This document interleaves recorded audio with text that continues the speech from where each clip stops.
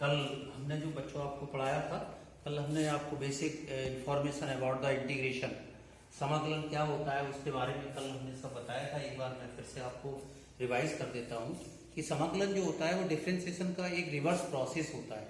तो डिफरेंशिएशन चूंकि आप पढ़ चुके हो, अब हम नया जो चीज है कल आपको बताई थी समाकलन, तो समाकलन के हमने 8 फार्मूले आपको लिखा दिए थे जो कि बेसिक यूज होंगे। कुछ फार्मूले मैं और आपको लिखा रहा हूँ, उनको आप नोट करते चलिएगा। वैसे तो बहुत सारे फार्मूले, लेकिन इतनों की हमें यहाँ जरूरत नहीं है, तो कम से कम इसको समराइज किया है। जितने फार्मूलों की हमें जरूरत है उतने फार्मूले हम यहाँ लिखवा रहे हैं, और इनको प्लीज आप नोट करके रखिएगा।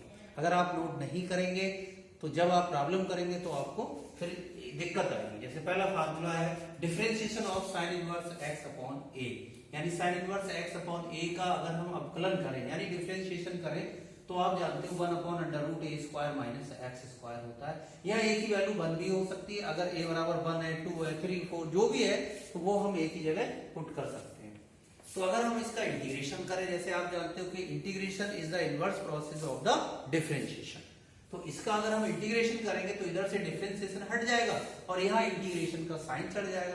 तो यहाँ हमने इंटीग्रेशन कर दिया, dx is equal to sine inverse x upon a plus c। Similarly अगर हम माइनस का साइन लगा दें तो sine inverse x upon a जो है वो cos inverse x upon a में चेंज हो जाएगा। तो differentiation of d upon dx cos inverse x upon a, यानी cos inverse x upon a का जो अवकलन होता है वो minus 1 upon under root a square minus x square. अब हम इसका इंटीग्रेशन करें, तो जब हम इंटीग्रेशन करेंगे तो डिफरेंशिएशन ऑलरेडी हट जाएगा इधर से। तो integration 1 upon under root a square minus x square dx बराबर minus cos inverse x upon a plus c।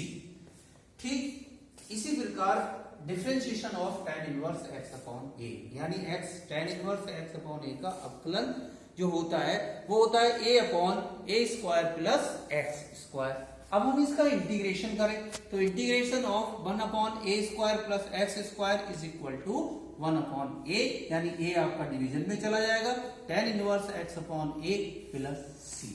यहाँ a की वैल्यू 1 हो सकती है, 2 हो सकती है, कुछ भी हो सकती है, जो भी a की वैल्यू आपको दी गई होगी फार्मूले में वो आप a की जगह यूज कर सकते हो। ऐसे ही हम d over dx cot inverse x upon a, यानी cot inverse x upon a का जो अवकलन है यानी डिफरेंशिएशन है वो minus a upon a square plus x square आता है, और इसको भी हम इंटीग्रेशन के अंदर 1 upon a square plus x square dx का इंटीग्रेशन करेंगे तो minus 1 upon a cot inverse x upon a plus c लिख सकते हैं। तो ये बच्चों हमारे कुछ बेसिक्स फार्मूले हैं, इनको आप एक जगह लिख लीजिएगा। कल मैंने लेक्चर 1 पढ़ाया था, ये लेक्चर 2 है, और जरूरी नहीं है कि आप इन फार्मूलों को रटें, इनको आप देख के यूज करेंगे तो अपने आप ये समझ में आ जाएगा। और आप नोट कर लीजिए प्लीज। तो first formula is this is the formula and this is also a formula. एक फार्मूला ये है आपका, तो इन सबको आप बहुत अच्छे से नोट कर लीजिएगा और अपनी कॉपी पे लिख लीजिएगा, क्योंकि हम और ज्यादा फार्मूले यहाँ नहीं लिखाएंगे। जब कहीं भी आगे अगर इसका यूज होगा तो हम इनको लिखाएंगे। 1 मिनट या 2 मिनट का मैं टाइम दे रहा हूं, उनको आप लिख लीजिए, तब हम आगे पढ़ाना शुरू करेंगे। यदि किसी भी छात्र को समझ में नहीं आ रहा है, मान लीजिए कोई प्रॉब्लम है आपको, तो आप घबराइए नहीं, पहले तो कोशिश करिए खुद समझने की, क्योंकि ये आपके लिए एक नया टॉपिक है। और अगर समझ में नहीं आ रहा है तो आप कॉल करके भी पूछ सकते हो, या आप कमेंट बॉक्स में लिख दीजिए कि आपको इस लेक्चर में इस लाइन पे ये आपको प्रॉब्लम है, तो कृपया हम उसको समझा देंगे आपके लिए। तो कोशिश करिए कि आप अगर कंसंट्रेशन से समझेंगे तो मैं समझता हूँ हर चीज आपको समझ में आएगी और बहुत ही इंटरेस्टिंग है। देखिए मैथ एक ऐसा सब्जेक्ट है कि यदि आपको इंटरेस्ट आ गया तो आप सब कुछ कर सकते हैं, और इंटरेस्ट नहीं आया तो बड़ा ही बोझिल बन जाता है। तो इसलिए सबसे पहले ये है कि आपको अपना इंटरेस्ट क्रिएट करना है, और मैथ जो है इंजीनियरिंग की बैकबोन है। देखिए आप बहुत सारे सब्जेक्ट ऐसे हैं आपके जिनमें मैथमेटिक्स का आगे चल के आपको यूज होगा, तो मैथ से आप घबराइए नहीं, और जब आप थोड़ी भी कंसंट्रेशन से पढ़ाई करेंगे तो समझ में आएगा। अब आगे हम चलते हैं। कुछ इंपॉर्टेंट रिजल्ट्स लिखाते हैं जिनका के यूज हम करेंगे। तो some important results, some important results यानी कुछ महत्वपूर्ण परिणाम। पहला, आप जानते हैं कि integration is the reverse process of differentiation. तो अगर हमारा ये फंक्शन लिखा है fx dx इंटीग्रेशन, हम इसका डिफरेंशिएशन कर देंगे तो ये फिर से हमारा ओरिजिनल फंक्शन fx में ही मिल जाएगा। दूसरा, अगर हम मान लें कि कांस्टेंट हमारा k लिखा है किसी फंक्शन के साथ और उसका हम इंटीग्रेशन कर रहे हैं, तो कोई बात नहीं, ये k हमारा ऐसे ही रहेगा, उसको हम इंटीग्रेशन साइन के बाहर लिख सकते हैं और fx dx। ऐसी एक प्रॉपर्टी में और लिखा रहा हूं, मान लीजिए दो फंक्शन दिए हैं हमारे, 3 दिए, 4 दिए, एक जनरलाइजेशन दिया है, उससे कोई फर्क नहीं पड़ता है, प्लस या माइनस की फॉर्म में लिखें और एक ही इंटीग्रेशन साइन के अंदर अगर लिखे हुए हैं तो उनको हम किस तरह से करेंगे। हमने मान लिया यार कि एक फंक्शन हमारा ये है, प्लस भी हो सकता है माइनस भी हो सकता है सॉरी, एक फंक्शन हमारा ये है और दोनों जो है वो एक ही इंटीग्रेशन साइन के अंदर है, तो हम इनको अलग अलग भी लिख सकते हैं, f1 of x dx plus minus other integration f2 of dx, है ना। तो ये 3 रिजल्ट्स हैं जिनका के हम यूज करेंगे। अगर कोई इंटीग्रेशन है उसका हम फिर से डिफरेंशिएशन करें तो पुनः आपको वही फंक्शन प्राप्त हो जाएगा। और यदि हमारा कोई कांस्टेंट लिखा है किसी फंक्शन के साथ में मल्टीप्लिकेशन में, उसको हम इंटीग्रेशन साइन के बाहर लिख सकते हैं। और प्लस माइनस में ये तो यहाँ मैंने 2 फंक्शन का एक एग्जाम्पल टाइप का लिया है, अगर आपका तीसरा चौथा पांचवा छठा जितने भी हैं तो आप हर एक फंक्शन को जो है वो सेपरेट करके हर एक इंडिविजुअल इंटीग्रेशन के अंदर उसको लिख सकते हैं। तो इसको आप नोट कर लीजिए। आगे मैं अभी आपको प्रॉब्लम पे आता हूं। आज हम प्रॉब्लम से शुरुआत करते हैं, नोट कर लीजिए इसको। मैं इसको पहले वाले को मिटा देता हूं और इसको भी इरेज कर देता हूं। प्रॉब्लम नंबर फर्स्ट देखिए, find the value of integral 5x to the power 4 dx। Problem को सॉल्व करने से पहले मैं आपको जो कल मैंने वीडियो लेक्चर फर्स्ट आपको सेंड किया था या फर्स्ट पढ़ाया था, हम उस पे जाएंगे। उस पे हमने क्या करा था, हमने आपको कल बताया था कि integration of x to the power n dx is equal to x to the power n plus 1 upon n plus 1 plus c। हम इस फार्मूले का यूज करेंगे क्योंकि ये फार्मूला, अब देखिए ये आपने याद नहीं किया है, कोई बात नहीं है, कल आपके पास लिखा हुआ होगा तो आप जरूर उसको देख के यूज करेंगे, घबराइए नहीं बिल्कुल। जब आप देख के यूज करेंगे, देखिए एक क्वेश्चन निकालेंगे, 2 निकालेंगे, 3 निकालेंगे, ऐसे ही आपकी ये कंटिन्यूटी बन जाएगी, फिर आपको एक इंटरेस्ट आना शुरू हो जाएगा। मैं इसका सॉल्यूशन देखिएगा, 5x to the power 4 dx is equal to, हमने पहली प्रॉपर्टी लिखाया था k, तो 5 इज ए कांस्टेंट, जहां k की जगह 5 है, x to the power 4 dx। थोड़ा सा ध्यान देंगे बच्चों, अगर आप देखें x to the power n dx यानी x की घात n है, और मैं यहां अगर इससे कंपेयर करूं तो बेटे n की जगह कितना होगा 4। आप इसी फार्मूले में इसको अप्लाई करेंगे, 5 आपका ऐसे ही रहेगा। अब देखिए x की पावर n प्लस 1, n की जगह आपका 4 है, 4 प्लस 1, नीचे भी आपका 4 प्लस 1 और एक कांस्टेंट आ जाएगा, तो 5 और यहां आपका हो जाएगा, देखिए x की पावर 5 हो जाएगा और यहां भी आपका 5 हो जाएगा और एक कांस्टेंट। तो आप इधर देखेंगे 5 से आपका 5 कैंसिल हो जाएगा, x टू दी पावर 5 और प्लस c, ये आपका इस क्वेश्चन का आंसर हो गया। This is the answer, note कर लीजिएगा इसको। अब मैं समझता हूं कि आपको कहीं ना कहीं थोड़ा आसान लग रहा होगा। क्वेश्चन नंबर 2, इसको नोट करिए, फिर मैं क्वेश्चन नंबर 2 कराता हूं अभी। Question number 2 is 3 under root x and dx solution.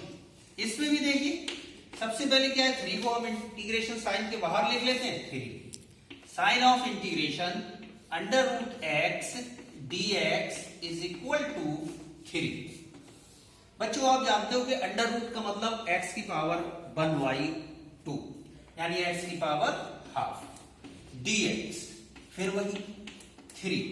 अब आप एक बात मुझे बताएं, अगर आप इसको देखें, देखिए यहाँ 4 था, यहाँ कितना लिखा है आपका 1/2, कोई फर्क नहीं पड़ रहा है। अब जहां इस फार्मूले में n की जगह हमने 4 रखा था, अब हम इसमें रखेंगे n की जगह 1/2। तो x की पावर 1/2 प्लस 1, 1/2 प्लस 1 और एक कांस्टेंट हमारे पास जुड़ जाएगा c, तो 3। अब बच्चों ये आप जानते हैं कि 1/2 में अगर हम 1 को ऐड करेंगे एलसीएम 2 हो गया, तो 2 बन जा 2 और 2 में 1 जोड़ोगे तो x टू दी पावर 3/2 और यहां भी आपका 3/2 आ जाएगा और प्लस c। अब आपने ये भी देखा है कि ये 2 ऊपर चला जाएगा, इससे हमारा ये कैंसिल हो गया, तो ये आंसर हमारा हो जाएगा 2x की पावर 3/2 प्लस c। ये आपका इस क्वेश्चन का आंसर हो गया। नोट करिए। तो देखिए कोई फर्क नहीं पड़ता है, कंसेप्ट दोनों में एक ही लगा।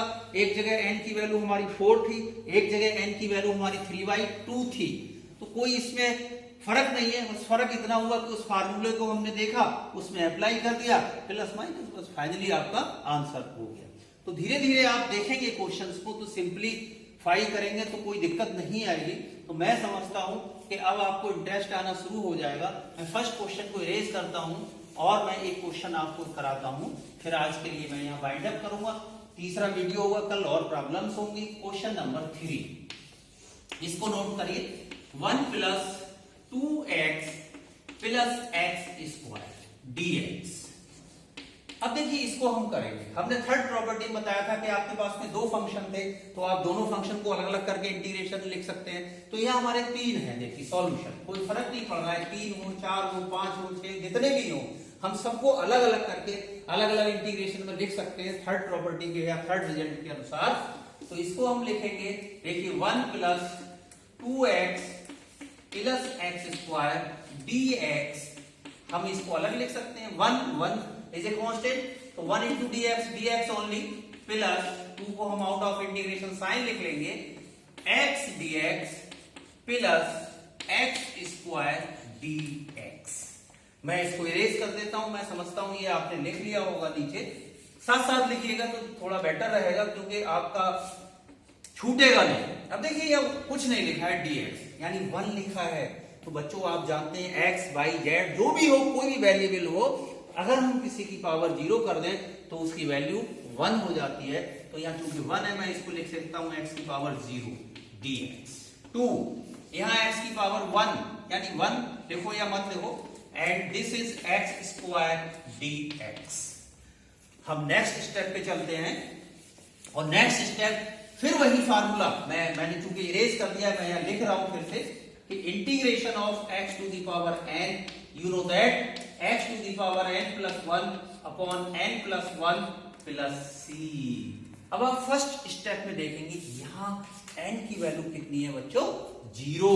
तो हम यहाँ x to the power 0 plus 1 upon 0 plus 1 plus 2। x की पावर यहाँ 1 लिखा है, जैसे ये 1 प्लस 1 अपॉन 1 प्लस 1। यहां आप देखेंगे x की पावर 2, यानी जहां n लिखा है वहां 2 लिखा है, तो x की पावर 2 प्लस 1 अपॉन 2 प्लस 1 और फाइनली एक कांस्टेंट c। अब 0 में आप देखिए जोड़ेंगे 1 तो भैया 1 आएगा, और x की पावर 1 का मतलब x, 0 प्लस 1 का मतलब 1, तो 1 डिवाइड बाई x है, 1 से डिवाइड करेंगे x को तो x ही आएगा, प्लस 2। अब आप देखेंगे 1 एंड 1 2, इस 2 से हम ये 2 कैंसिल, चलिए मैं एक स्टेप लिख देता हूं, x square upon 2 plus x to the power 3, यानी 2 और 1 3, यहां भी 2 और 1 3 और प्लस c। इस 2 से हमारा ये 2 कैंसिल हो गया, तो फाइनली जो हमारा आंसर आया x plus x square plus x की पावर 3 अपॉन 3 और प्लस c। ये हमारा फाइनल आंसर निकल के आ गया बच्चों। तो आज मैंने आपको 3 क्वेश्चंस कराए हैं, इन तीनों क्वेश्चंस को आप अपनी कॉपी पे नोट करें। अभी मैं 2-3 क्वेश्चन आपको देता हूं, उनको सॉल्व करके देखिएगा, तो आपको समझ में आ जाएगा कि कैसे मैं समझता हूं यहाँ तक आपकी हर एक स्टेप समझ में आ गई होगी और कोई प्रॉब्लम नहीं आई होगी। थोड़ी कोशिश करिएगा समझने की, कोई ऐसा नहीं है। तो मैं इसको बच्चों इरेज कर देता हूं और मैं यहाँ ज्यादा नहीं दो एग्जाम्पल्स देता हूं जिनको कि आप करके देखिएगा और मुझे कमेंट बॉक्स में लिखिएगा कि आपसे क्वेश्चन हुए या नहीं। Find the value, find the value, कोई बात नहीं, हिंदी मीडियम वाले भी इंग्लिश मीडियम में लिखें या वो लिख सकते हैं कि निम्न का मान ज्ञात करिए। तो देखिए मैथमेटिक्स में क्या हिंदी क्या इंग्लिश वो कोई फर्क नहीं पड़ता है। तो फाइंड द वैल्यू, पहला क्वेश्चन मैंने लिखाया आपको x to the power 5 plus 3x and dx। दूसरा क्वेश्चन मैंने बच्चों आपको दे रहा हूं, दूसरा second x to the power 3 4x to the power 3। तीसरा question x to the power 5/2 या 3/2 कर लीजिए dx। चौथा क्वेश्चन, बस एक क्वेश्चन और दूंगा आपको